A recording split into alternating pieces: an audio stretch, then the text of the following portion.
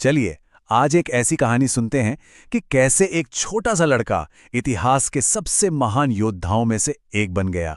आज हम छत्रपति शिवाजी महाराज की कहानी के उस हिस्से में चलेंगे जहां एक महान राजा की नींव रखी जा रही थी। तो सवाल ये उठता है कि हीरो पैदा होते हैं या बनाए जाते हैं। ये सवाल बहुत पुराना है ना, लेकिन शिवाजी महाराज के मामले में जवाब उनके बचपन में छिपा है।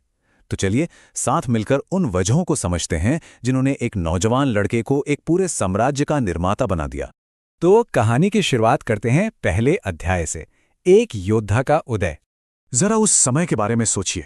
17वीं सदी का भारत, हर तरफ उथल पुथल मची हुई थी। मुगलों और आदिल शाही का राज था और आम लोगों की जिंदगी बहुत मुश्किलों से भरी थी। लेकिन इसी अंधेरे के बीच 19 फरवरी 1630 को उम्मीद की एक नई किरण जगी। शिवनेरी का किला, यहीं से इतिहास ने एक नया मोड़ लिया। यहां शिवाजी महाराज का जन्म हुआ। उनके पिता शाहजी भोसले एक जबरदस्त योद्धा थे, मैदान जंग के हीरो, और उनकी मां जीजाबाई हिम्मत और धर्म की जीती जागती मिसाल थीं। तो समझे, उन्हें विरासत में सिर्फ खून ही नहीं बल्कि संस्कार और मूल्य भी मिले थे। और अब आता है कहानी का दूसरा और शायद सबसे अहम अध्याय, मां की सीख। देखिए, शिवाजी महाराज को ना दोनों तरफ से बेहतरीन परवरिश मिली। एक तरफ पिता जिन्होंने उन्हें एक योद्धा की तरह लड़ना सिखाया, तलवार थमाई, तो दूसरी तरफ मां थी जिन्होंने उन्हें एक राजा की तरह सोचना सिखाया, विवेक दिया। और सच पूछिए तो यही तलवार और विवेक का मेल ही उनकी सबसे बड़ी ताकत बना। जीजाबाई जो कहानियां सुनाती थीं, वो बस रात को सुलाने वाली कहानियां नहीं थी। नहीं, वो तो असल में जिंदगी के सबक थे। रामायण और महाभारत के वीरों की कहानियों से शिवाजी ने सीखा कि धर्म के लिए लड़ना और नाइंसाफी के खिलाफ आवाज उठाना असल में होता क्या है। यहीं से उनके कैरेक्टर की नींव पड़ी। तो आखिर इन कहानियों से उन्होंने क्या क्या सीखा? सबसे पहले धर्म, मतलब हमेशा सही रास्ते पर चलना। फिर न्याय, यानी सबके लिए बराबरी, किसी के साथ कोई भेदभाव नहीं। और तीसरा वीरता, मतलब जो कुछ भी गलत हो रहा है उसके खिलाफ डट कर खड़े होने की हिम्मत। यही 3 चीजें उनके आने वाले हर काम का आधार बनी।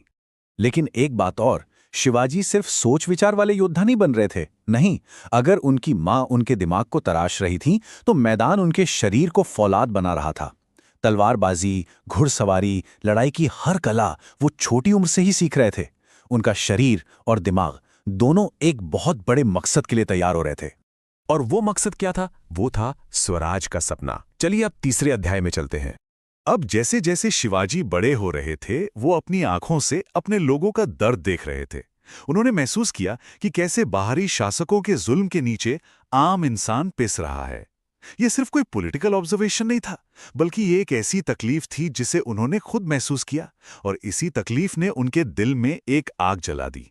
और उस दर्द का, उस आग का जवाब था सिर्फ एक शब्द, स्वराज। पर स्वराज का मतलब सिर्फ बाहरी ताकतों से आजादी पाना नहीं था। नहीं, ये एक सपना था।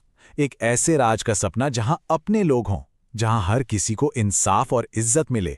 ये सिर्फ पावर का ट्रांसफर नहीं था, ये लोगों के स्वाभिमान को वापस लौटाने की जंग थी। तो अब सब कड़ियां जुड़ रही हैं, है ना? पहले उन्होंने अपनी आंखों से नाइंसाफी देखी, फिर अपनी मां से धर्म और न्याय का पाठ सीखा, और जब ये दोनों चीजें मिली तो जन्म हुआ स्वराज के सपने का। ये बस एक सोच से एक मिशन बनने तक का सफर था। और यहीं से शुरू होती है वो विरासत, हमारा चौथा अध्याय, एक विरासत की शुरुआत। तो ये कहानी सिर्फ एक बच्चे के बड़े होने की नहीं है। नहीं, ये एक क्रांति के जन्म की कहानी है। उनका बचपन समझिए एक ऐसी भट्टी थी जहां नाइंसाफी की आग ने उनके इरादों को फौलाद बना दिया। और वो एक ऐसा फौलाद था जो आगे चलकर इतिहास का रुख बदलने वाला था। तो आखिर में सवाल यही है, किसी सपने को हकीकत में बदलने के लिए क्या लगता है? शिवाजी महाराज की कहानी इसका एक बहुत साफ जवाब देती है। एक मजबूत नैतिक नींव, कभी न टूटने वाली हिम्मत, और एक ऐसा मकसद जो खुद से भी कहीं ज्यादा बड़ा हो। ये सिर्फ इतिहास का एक पन्ना नहीं है, ये हम सबके लिए एक बहुत बड़ी प्रेरणा है।